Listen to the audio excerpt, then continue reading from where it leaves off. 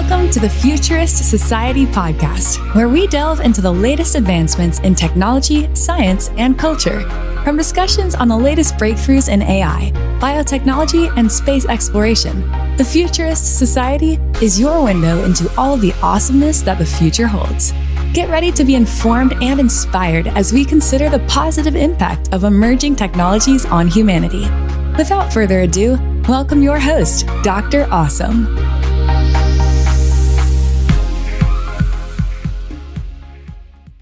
Hi, everybody. Welcome back to the Futurist Society, where, as always, we are talking in the present, but talking about the future. Today, I have a very special guest I'm very excited to speak with. His name is Dr. Michael Snyder. He's a professor of genetics at Stanford University, as well as the director of the Center for Genomics and Personalized Medicine.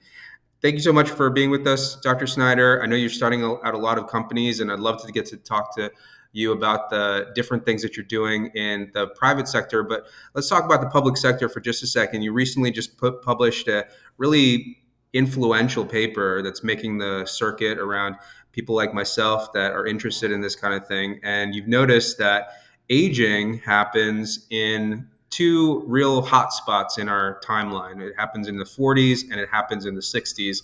And I just want to kind of get to the basis of, from a genetic standpoint, why that happens so we can all understand and hopefully prevent some of these things from happening. So can you tell us a little bit more about that research paper? Sure. So what we do is we profile people really deeply, meaning we'll take their blood, their urine, even their stool samples where we study their microbiome, which you may know has a lot of bacteria that are very, very good for you.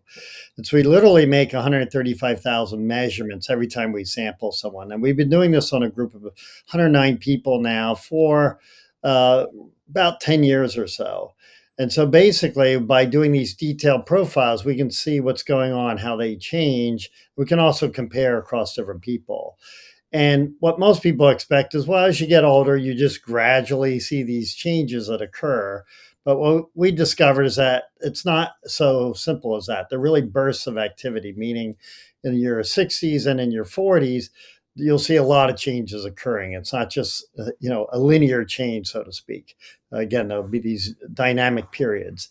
And the one in the 60s we expected. Disease risk, we know, goes way up as you hit your 60s. Your immune system declines. And we that's why you get vaccinated, for example, for COVID and influenza. The one in the 40s was quite a surprise to us. I wasn't necessarily expecting it, although in hindsight, I think it makes sense. People do injure themselves and other big changes do happen, at least anecdotally. But we can see this as incredible detail, meaning we're kind of pulling the curtain back, if you will, on exactly what's going on as you age. And we can talk about that a little more if you like. Yeah, so I want to dive into just the measurements themselves, because I know you're kind of an expert in genomics, but just omics in general. And I had an opportunity to read the paper, and there was just a lot of words that I wasn't familiar with. And this is somebody that kind of dives into the anti-aging literature on a regular basis. So, like, for example, lipidomics, right? Like, what are you measuring when it comes to lipids? Are you just measuring cholesterol? Are you measuring the different lipid molecules? And how does that correlate to aging? Yeah, great question. So we're measuring about 1,000 different lipid species. LDL and cholesterol is one of those things, and HDL is your good cholesterol, as you may know. LDL, your bad one.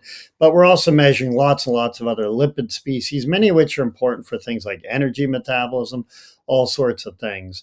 But we go beyond that. So that's the so-called lipidomics, your profile lipids, but we'll measure your metabolomics, meaning all your metabolites, proteomics, all your proteins, transcriptomics, all your RNA molecules. We're literally measuring as many molecules as possible out of your blood, out of your urine.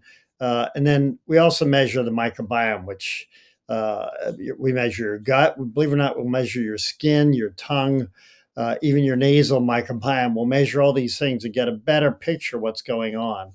So one way to look at this is if your health is a 1,000-piece jigsaw puzzle, we're trying to measure 7 or 800 pieces, whereas we would argue in medicine today, you measure 5 or 6 pieces. We're just trying to get a much, much clearer picture of people's health. And we do this over time. So we've been profiling, I'm one of the participants. We've been profiling me for over 14 years now, and another group of people for about 11 years, this 108 people or so. So we've been doing this for some time. And again, it's not only just to see what their health profile looks like, but how does it change over time? And that's actually how we could look at what's going on for aging. We could see, how people are aging. And one of the things we discovered, by the way, is that everybody ages differently. We call it ageotypes. So some people, their top pathways that'll be changing will be their cardiovascular system. We call those cardioagers. There'll be other people who are a bit metabolic, immune systems. Different systems can age at different rates in different people.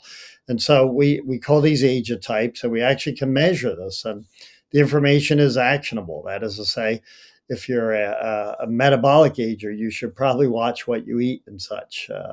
Also exercise. If you're an immune ager, maybe you keep your immune system up by eating garlic and turmeric and things like that. So there's very specific actionable information. So I guess that's something that's interesting that I didn't know about. I looked at aging as kind of this ubiquitous type of situation that happens to you based on DNA methylation, or like I'm sure you've heard of David Sinclair and his like information hypothesis of aging, and the CD that gets scratched, and over time that's something that leads to all of these buildups of different pathologies. That being said, it sounds like what you're presenting is something a little bit more tailored to the individual. And I guess my question to you is if we're trying to prevent that from happening to the individual, how in depth do you have to go from a testing perspective? And also, how are you getting the different comparisons from someone who's healthy versus someone who's not? Yeah, great question.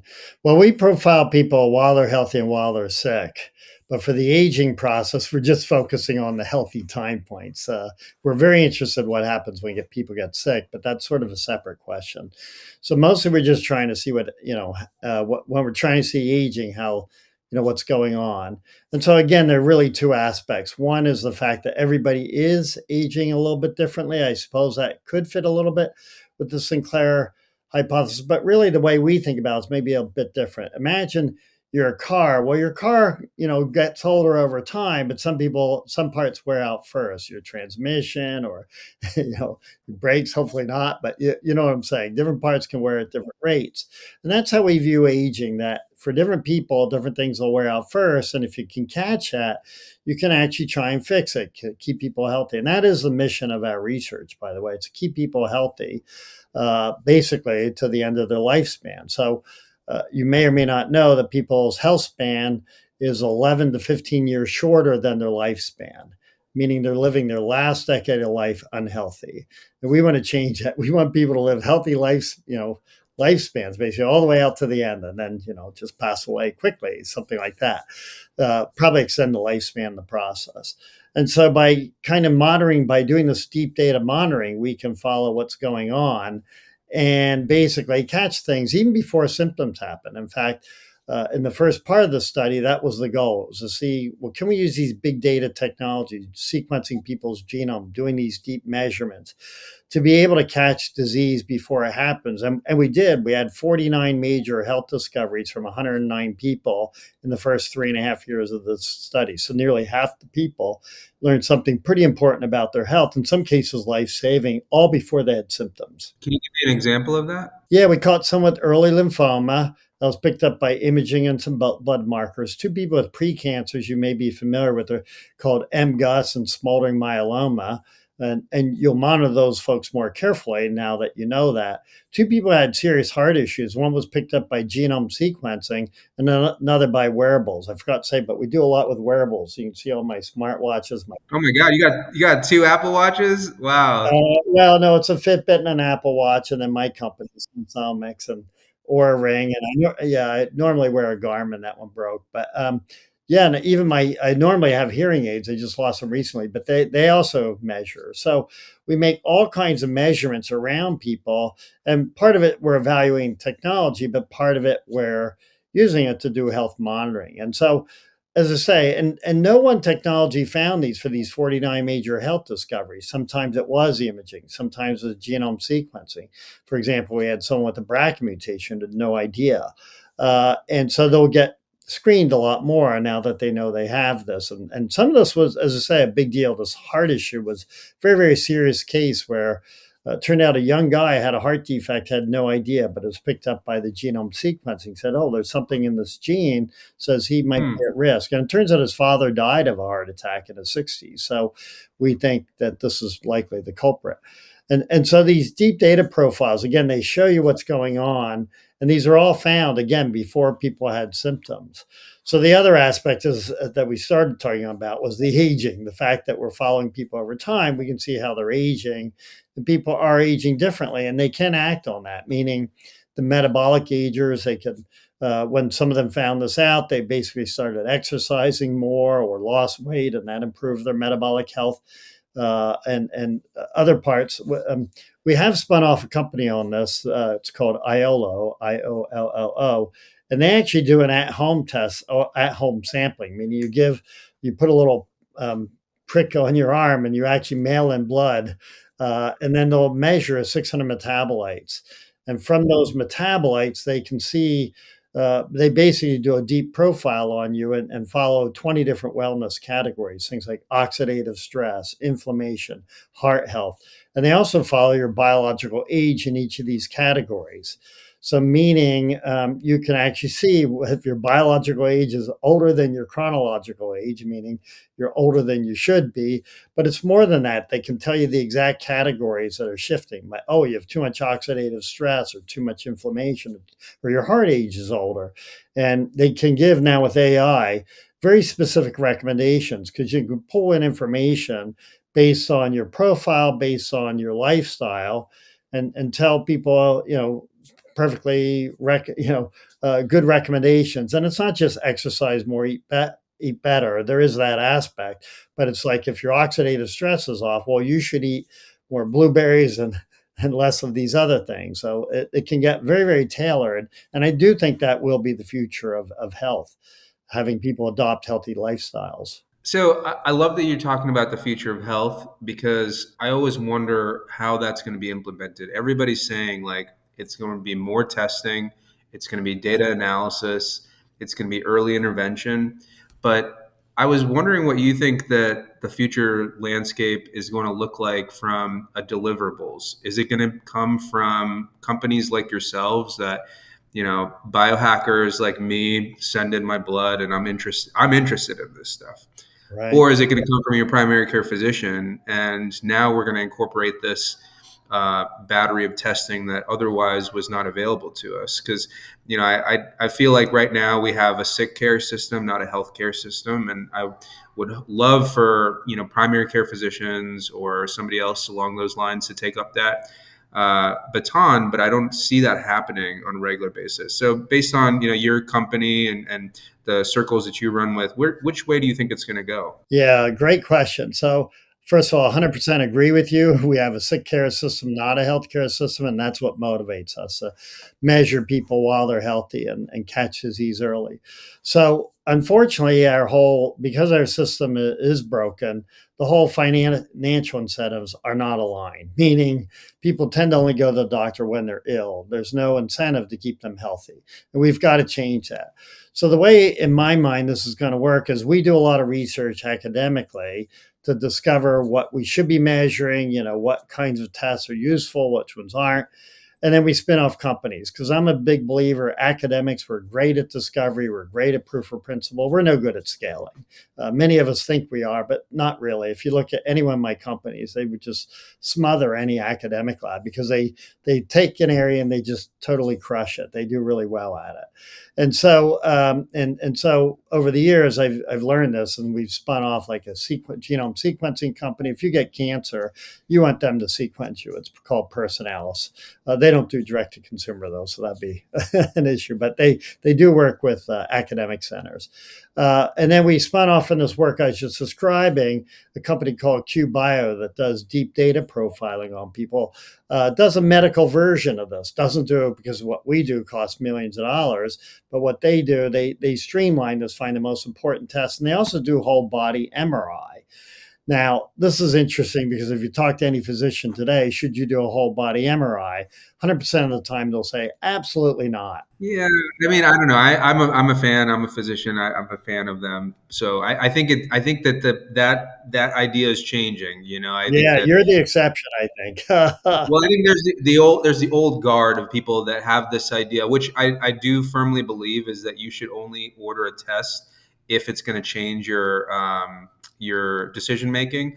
But then there's a whole other group of people who are now. I mean, I wouldn't say like it's a large majority. I would still say it's a small percentage of people like myself that see the errors in the healthcare system and healthcare delivery. And if why not get an MRI? Chasing down these abnormal findings can be a problem in and of itself. But if you have a healthy dose of skepticism and you're able to not get really anxious about every abnormal reading. I think it's something like personally, I've done it. Both my parents passed from cancer. I'm very hyper vigilant about this stuff. So I've done it myself. So I wouldn't say that it's 100%, but I agree with you. The majority Yeah, of all people. right, 99.9. You're Yeah. no, I agree with so but my take on it's overlapping with yours, which is to say you should assume you have nodules. Everybody does. I have 9 of them. I know I've had 19 whole body MRIs in the last 8 years, and I know exactly where those nodules are. And I'm a 100% believer in this because the issue isn't do you have nodules. The issue is do you have any growing nodules. And the only way you know that is through longitudinal profiling. So we need to do the longitudinal profiling. And in fact, the flip side of this is if you do get cancer and you've never had a whole body MRI and you see nodules, you won't know if they've metastasized. And so I would argue you need this just to know your baseline so that if you ever do, hit an unfortunate situation where you do get cancer, you need to know this. And this happened to a friend of mine. You may have had similar experience where he woke up one day and actually couldn't move his arm, then got a scan, and it turns out he had a big tumor on his spine. And so they took him in and they, literally that day or the next day, they did an operation and cut it out and recovered it. But then they, as a follow up, they did a whole body MRI and they saw 3 more nodules on his spine, but they didn't know if they were there to begin with or they had metastasized from that first one. There was no way to know because he never had a baseline. And so I think that's a big theme of our work. Get your healthy baseline, whether it's MRI or all these measurements we're talking about, so that you can see these shifts, which, as you know, is not so well incorporated into medicine today. Yeah. But going back to your original point, how's this going to roll out? Again, nobody pays to keep you healthy. So you have to pay out of pocket to get these healthy measurements. But I think I'm hopeful that what will happen is that as we do spin off these companies, so I mentioned Iolo that does this metabolic profiling, gives you a health profile from metabolites. We have another one called January AI that does CGM, as you know.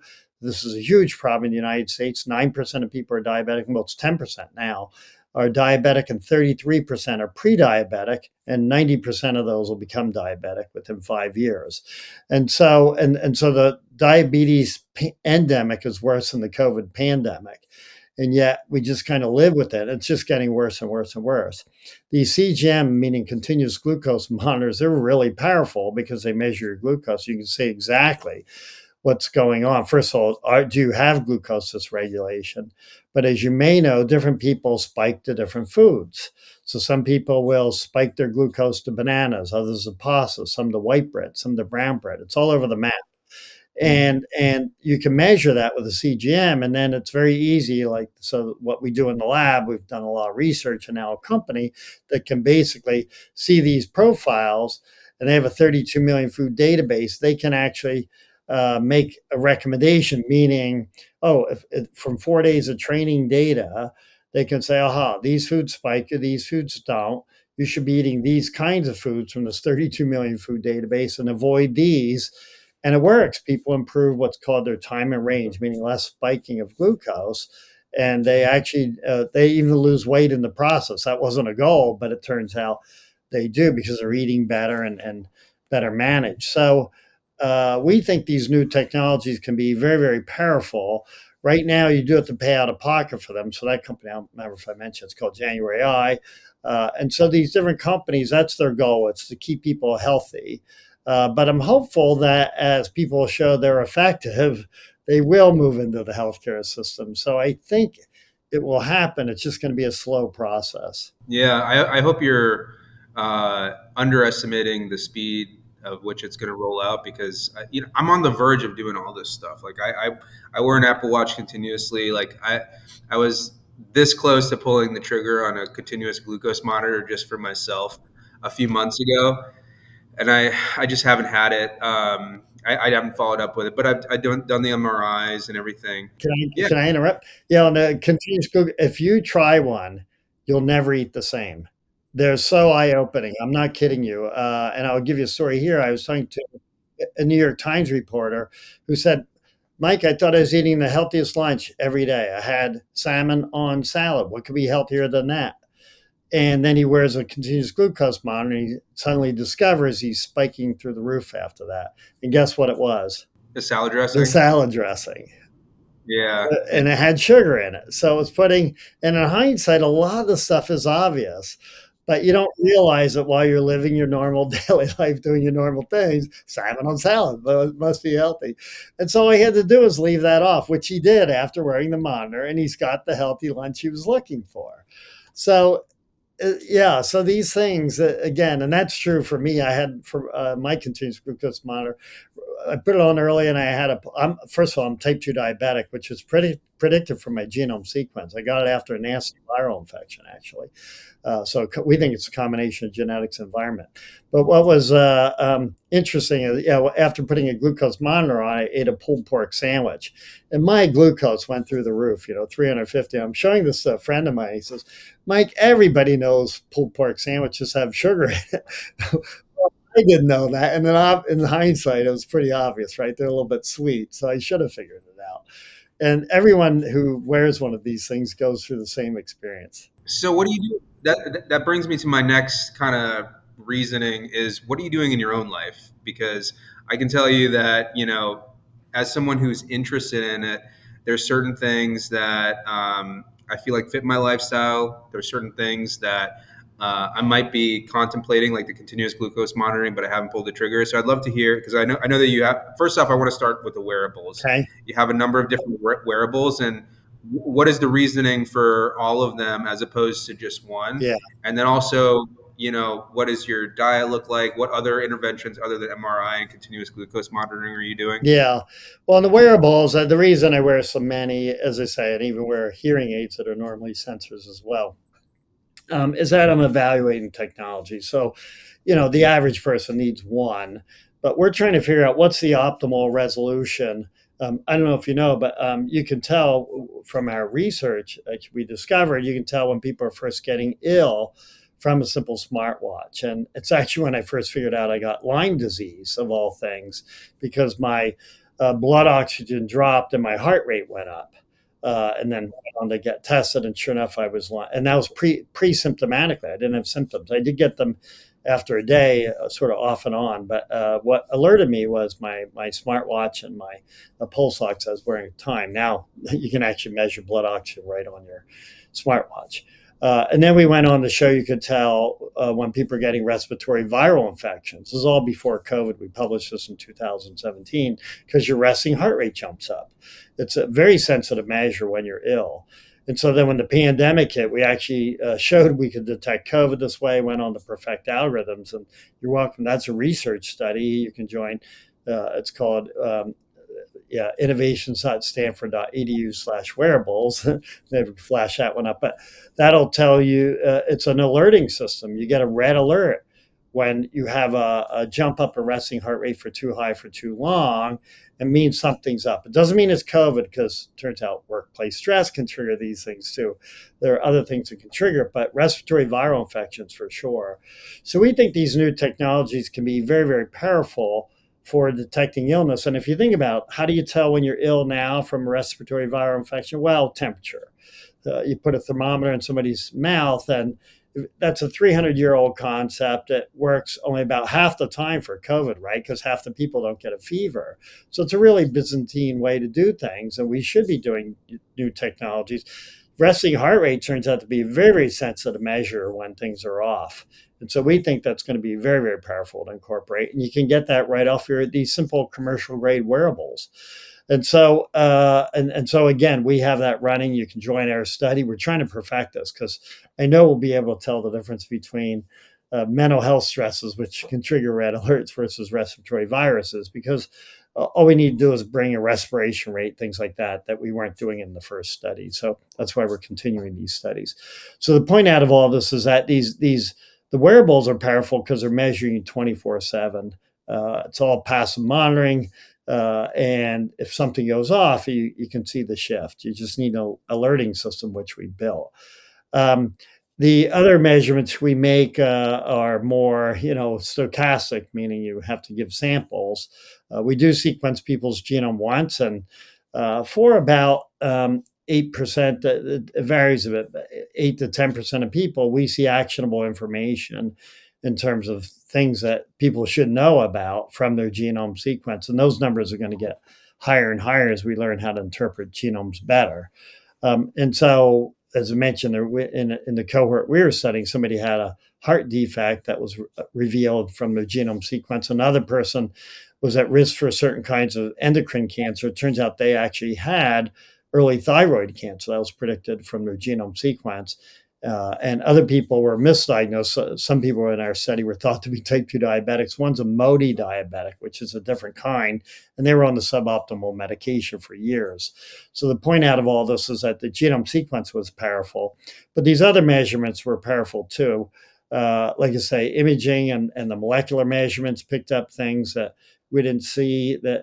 But in general, multiple measurements can tell you stuff. And this company QBio I mentioned, that does the whole body MRI and other measurements, they show that, same thing about a lot of people learn something important early, meaning they caught some with early ovarian cancer, prostate cancer, even early pancreatic cancer that was picked up with MRI.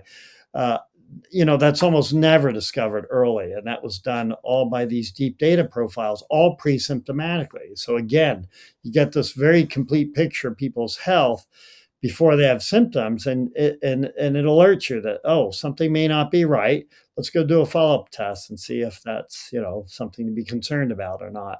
So I do think this is the future. Some aspect of it still has to occur in a doctor's office. You're not going to do a whole body MRI in your house, but because those are big machines for the audience there. They're $1 million machines.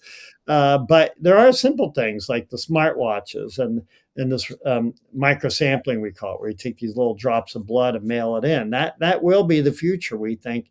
And it makes a lot of sense. Why, when you're healthy, do you go to a doctor's office to get measured? You'll still need some of that, but you could do a lot of it at home, and you can measure more frequently, so you're more likely to catch illness before it happens. That's really our philosophy. But it's primarily all self-directed, right? Because like you're in it, you see the advancements happening, so you do it for yourself. I was hoping, and honestly, I'm even like contemplating doing this like myself, is having some sort of service that is a quarterback, like a physician. Now that they have these functional medicine physicians that are out there, which are up on some stuff, but honestly, I tried it and it was like really pushing testosterone replacement and stuff like that, which is great, like for looking good and feeling good and all that kind of stuff. But I'm primarily focused on longevity, Yeah.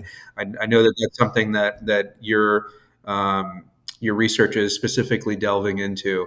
And I guess I'm at that 40-ish transition point, and I want to know, okay, other than testing, what interventions would the expert tell me of things to do. And it sounds like it's just like living a healthy lifestyle and getting all the testing and trying to optimize that. Would you agree with that? A little bit. I think you can go beyond that, especially as we pull in more and more data and with AI based algorithms. At some level, what you say is true. Yeah, live a better lifestyle, and it's true. Most people don't get enough exercise, don't eat well, don't sleep enough. These are big issues that are out there, and I would like to say that we don't even know at a molecular level how a lot of these things work. And there's a lot of push from our lab and other labs to better understand this so we can get people to live better, healthy lifestyles. So I think what you say is true. So maybe returning back to the beginning of the conversation. So one of the things we discovered by looking at people in general is that we saw these big changes in the 40s and 60s. And the changes we saw in the 40s were skin and muscle changes, as well as lipid changes. And so I think they can direct you, meaning, you know, obviously, if your LDL is going up, as the bad LDL, sure, start watching what you eat, but you can keep an eye on that. Maybe go on statins a little earlier than now knowing this information. Do you know what I mean? They're pretty safe drugs, as you know. So this is the kind of information. Now, why are these changes occurring in the 40s, like for muscle and such? Well, I think it's because people have been living a fairly unhealthy lifestyle. They get more sedentary as they hit their 30s and into their 40s. And I think that's what's going on. We don't know that for a fact, but that's the speculation. And so I'm a big believer in exercise, but even beyond that, I'm a big believer in strength training, believe it or not, because muscle mass. Yeah. So going back to what I do, I lift weights every day. I have heavy days and light days. And the idea there is to keep my muscle mass up, which I think, because you may know, you make all these really important hormones when you exercise, mitokines, things like this. And in the 60s, this is really essential. Muscle mass goes down, sarcopenia, I'm sure you're familiar with, loss of muscle mass. So when people lose their mobility, their health just plummets. And so it's really, really important that you keep your muscle mass up. And you get that through strength training, actually, more than you'll get through endurance exercise, aerobic exercise. So I'm a big believer in strength training throughout, but especially as you hit your 60s. And so we think that's important. And then some other changes we saw, by the way, in the 40s were alcohol metabolism and caffeine metabolism, things you might want to keep an eye on. Yeah, that caffeine thing, man, that's going to be tough. But yeah, the alcohol, I've given that up a long time ago. Okay, yeah. I wanted to just double click on your exercise recommendations because, like, that's something that Peter Attia talks a lot about, and he's focusing on metrics like your VO2 max and stuff like that. What metrics are you looking at for yourself? Is it just overall strength, or is there anything more specific? Well, VO2 max is the number one predictor of lifespan. You may know that. And so I definitely keep an eye on that. I get that measured twice a year. I kind of measure everything, as I say, through what we do in the lab and also through these companies, Iola, with oxidative stress, inflammation. I think these are a big deal. Keeping your inflammation down is really, really important because it does lead to cancer and such. And you really want to keep your immune system up if you can. And in your 60s, that's one of the big changes we saw that was expected, but we could see it in detail. We saw, your ability to fight viral infections goes off and such. So it's really, really important that you eat, I think, anti-inflammatories. And so going back to what I do, I take a lot of supplements, antioxidants of various sorts. I also do something, and this is more through reading than through necessarily personal experience, but I do beetroot extracts, which keeps up your nitric oxide. I don't know if you know this. That's really good for your microvascular system and keeping your endothelial function up. And so keeping your blood flow active is a very, very big deal, we think, both for cognition and for just general health overall. So I think that I take that every morning. I have no stake in this one. I'm conflicted on everything else I've been telling you about, but like I take these Berkeley lights every morning that is this nitric oxide producer, if you will. So I take That's great. quite a few things, yeah, and vitamin D3, and my omega-3s, fish oil, and equivalents thereof. So yeah, that I take twice a day. So We're getting close to our time, and I just wanted to touch on some. Uh, so let's just take a step back. We talked a lot about the near future. Let's talk about the longer future, right? Like we've talked a lot about prevention. Let's talk about intervention, right? And especially with genetics, there's all this buzz about Yamanaka factors and reversing the clock. How do you feel about that? And what do you feel like is the most promising? Yeah, great question. Well, yeah, one aspect of the future is I think people get their genome sequenced before they're born, so that you will be able to predict risk. And I think this idea of deep data health monitoring, a lot of which will be done at home, will become a reality. So I'm still a big believer in prevention, but as far as reversing aging, so I think you can obviously prolong your health span by all these lifestyle things we're talking about through exercise and nutrition. How about reversing aging? I'm actually a believer we should be able to do that. I think we should. I think in the future, some people say everybody born today should live to be 100. I think that's probably true. And then, can we reverse aging? I'm a believer. The answer is yes. It'll require some engineering, a lot of the technologies which we can't do. But let's start with some simple things. So your mitochondria, you may know, it gets damaged as you get older and older, in all your cells, some tissues more than others. So we're going to need to swap out mitochondria. But you can do that. The technology does exist. It hasn't been done yet as a routine procedure for people, but it probably will be done. So that's one of the things you'll need to do.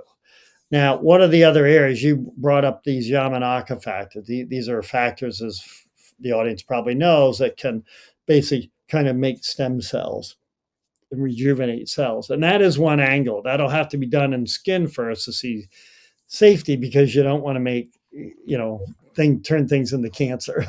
That's the big concern. Mm. That's the balance people want to watch out for. So I think that is possible. I think a lot of people are working more on compounds, the equivalent of that, so that you're not genetically, irreversibly genetically modifying cells that would be hard to get rid of. But if you can use small molecules to do this, that's a big deal.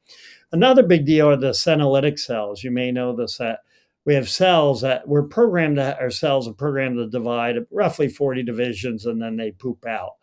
Um, and that process is called senescence. And that actually causes a lot of damage when that happens. And a lot of people think that the way to live longer is to get rid of these senescent cells, and then also maybe stimulate stem cells to grow more. So there are companies forming around anti-senolytics. They're called these cells that are these compounds that are meant to wipe out senescent cells, and I think that's probably promising as well. So I think it may take a combination of rejuvenating your stem cells, which we should be able to do. We should be able to generate our own stem cells.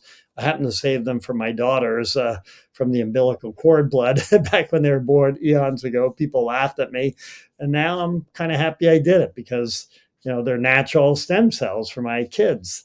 I hope they never need them, but if they do need them, they have them there in supply. Not many, but enough. Hopefully, you don't need many. Anyway, so stem cells we may need, getting rid of the senescent cells, and we're going to need to fix our mitochondria. So these are some of the things that we'll need to do, and there may be a whole bunch more as well. So I'm hopeful we can do those things in the future. It may not happen in my lifetime, but I do think it's quite possible. Kids that are born today may have the potential to live forever. That'll lead to all kinds of social issues we'll have to deal with, meaning, what do you do with an overcrowded planet and all that sort of thing? Obviously, the solution there is to go to other planets, and that has its own challenges. So anyway, I'm an optimist in general, as you can probably tell. Minimally, though, right now I want to improve people's health span and let them live long, healthy lives.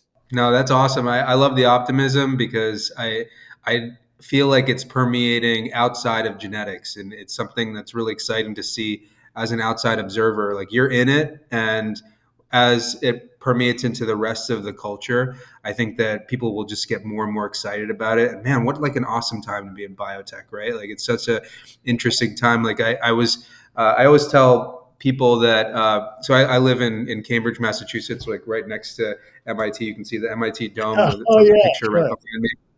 And there's a Marriott right across the street from where I live, and there's always genetics and biotech conferences that are happening.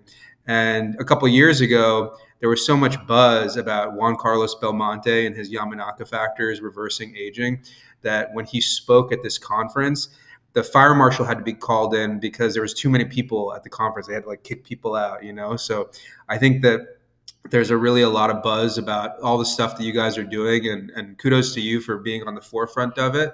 So thank you so much for speaking with us and telling us a little bit more about how we can better our lives. I am getting to the end of our show today, and I wanted to ask the three general questions that I ask all of my guests. The first of which is, there's obviously a lot of inspiration right now, but when you first got started, what inspired you to get into your field, especially genetics? I feel like, you know, uh, it is such an interesting and niche kind of science, but over the past few decades we've seen like this explosion of interest. But you might have been around when it wasn't as interesting, and so what drew you to the field in and of itself? Yeah, great question. I guess the way it started was when I got my PhD. I'm about to date myself, but people used to study genes and proteins one at a time. And it's kind of, clone a gene, get your PhD. That was really a major effort and such. And so when I started my lab initially at Yale, it was basically look at all the genes at once. We launched the field of systems biology by trying to study everything involved in a biological process. And then I moved to Stanford 15 years ago, where we wanted to apply that to medicine. Let's look at all the components that might be important for your health. So take the systems view, and genetics is part of it, by the way, a very important part, but it goes beyond genetics. It's measuring all these other things. Epigenetics, as I'm sure you know, is we think just as important as genetics is also actionable things you can do, because your exercise and food you eat does affect the way your genome plays out. So that was really what launched it. This idea of trying to use big data to understand initially biological problems, and now to try and improve human health. And that's really what I guess drew me into the space. That's great, man. Thank you for sharing that. And I'd feel like, as an outside observer, it's drawing me more into the space too. It's like the genetics department is really doing a lot of amazing things at Tufts University, where I teach, and so it's something that I like hearing about as a passive observer. So really cool to hear about from your perspective. Next question is, where do you see genetics in 10 years? Because we've talked a lot about near future, we've talked about far future, but realistically, 10 years I feel like is the time frame that I always like to ask all my guests that are in this field, because you probably have an idea of like what is capable with the current science. So do you think that we're going to be able to change our mitochondria at that age? I don't know. Do you think that we're going to be able to have stem cells that are readily available to us? I'm not sure. So from your perspective, what do you think that is really realistically doable in 10 years? Yeah, it's a great question. I'm a bad gauge of time, like I guess we all are in science, because some things take longer and some things move faster than you can predict. I'm a believer that people will get their genome sequenced before they're born. Will that be in 10 years? Maybe yes. For a subset, probably yes. On the issue about mitochondrial transfer, I don't think we're that far away. And I don't think it's a matter of changing people's mitochondrial DNA. I think you'll swap out their entire mitochondria, because that may be easier, and there are companies doing that sort of thing. On the issue about stem cells, again, people do some level of this now, but it's kind of done in a very uncontrolled fashion. People go abroad to get these stem cell injections, this sort of thing. And it's not well controlled, so we don't know. But I think in 10 years, probably there will be some level of stem. I certainly think skin regeneration, there's a lot of activity there now, and that's how things will start. So the thing about the aging field is it's hard to directly study aging, because nobody can wait 20 years to see if something works or not. So they pick extreme conditions. Like for the mitochondrial cases, they'll cure mitochondrial diseases first, because that's easier to do. And then in the process, show you can improve things. And then that's how I think it'll sweep into the longevity field. And I think that, so I think, and then skin you're allowed to do a lot with, because we replace skins. People put toxins on their skin all the time. You may know Botox and things like this to improve their epidermis. We can argue if that's a good thing or not, but the point is that you can rejuvenate skin because it can replace itself. And I think that's a way to get these aging therapies going, show they have utility. I think some level of this probably will start coming out in 10 years, whether it might be more stem cell than Yamanaka factors per se. Again, people worry a lot about the specific genetic alterations. They'll have to be, uh, either small molecules or RNA as a way to change things. But I do think as far as like fixing, tough diseases like single cell, that's happening now, just starting to. So I think some of these very difficult, rare diseases that debilitate people, that especially the blood diseases, that's going to probably be routine in 10 years using CRISPR and such, because there you're only just replacing people's blood cells. You're not modifying their germline or anything. So I think there's stuff's just starting to happen. There's a few hundred trials running right now for genetic for CRISPR experiments. I lost count of it. It's last I saw was like 250. It might be 500 now. Different trials running. Stem cell trials are they're starting to happen. They're gonna, I think, hit some of these neural debilitative spaces first, right? Parkinson's and things like that really again need these treatments very badly. So Yeah, no, I think that I'm seeing like the beginning trickle of a lot of these advancements. Like I never would have thought in medical school that we would cure sickle cell anemia, right? But it's available, right? And it's such a interesting time to be alive, really, and not just genetics, And this brings me into my next question. It's these breakthroughs are happening across the board. There's breakthroughs that are happening in AI. There's breakthroughs that are happening in robots. There's breakthroughs that are happening in biotechnology in general with like vaccines and everything like that. So that brings me to my next question: is that outside of genetics, outside of health optimization, what's really something that you're interested in that you can't get enough of? That you're seeing a news article that is not in your field specifically, but you're really interested in, whether it's like space travel or any of the other things. Just to give you an example, for me, it's robotics. I can't wait until I have a humanoid robot that's able to clean my dishes and do my laundry and stuff like that. So I'm always clicking on those clickbait advertisements for whenever I see like the new Tesla bot or the new BYD robot that's coming out. But what about yourself? What's really interesting to you? well, like you, I do like robotics and the idea about the human robot interface in particular, because I think we will become hybrid entities in the future, meaning, at some level we are. People wear pacemakers and things like this. And I just see that accentuating.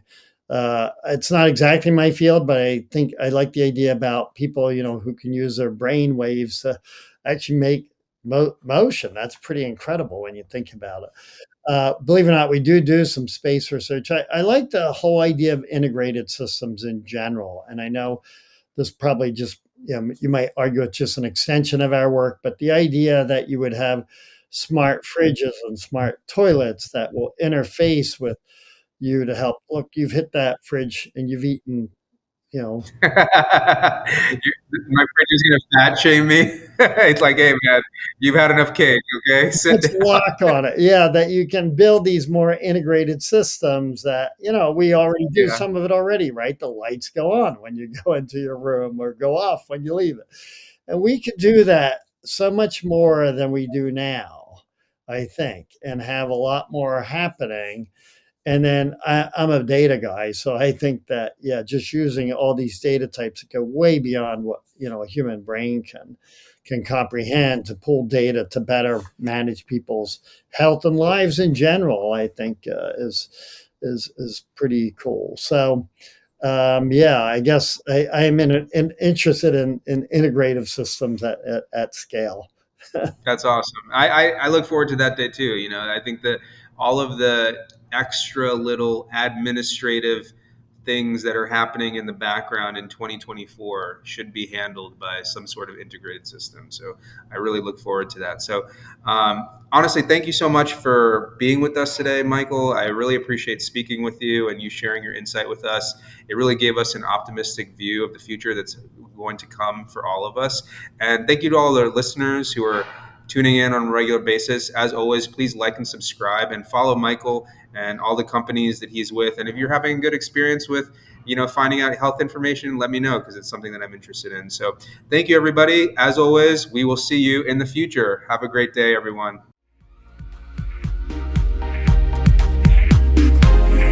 We appreciate you taking part in today's episode. Take this chance to reimagine a better future by joining a community of futurists who strive for a remarkable world. Be a part of this growing network and contribute to making the world a more positive place. Visit thefuturistsociety.net and subscribe to the show so you don't miss a drop of hopeful futurism.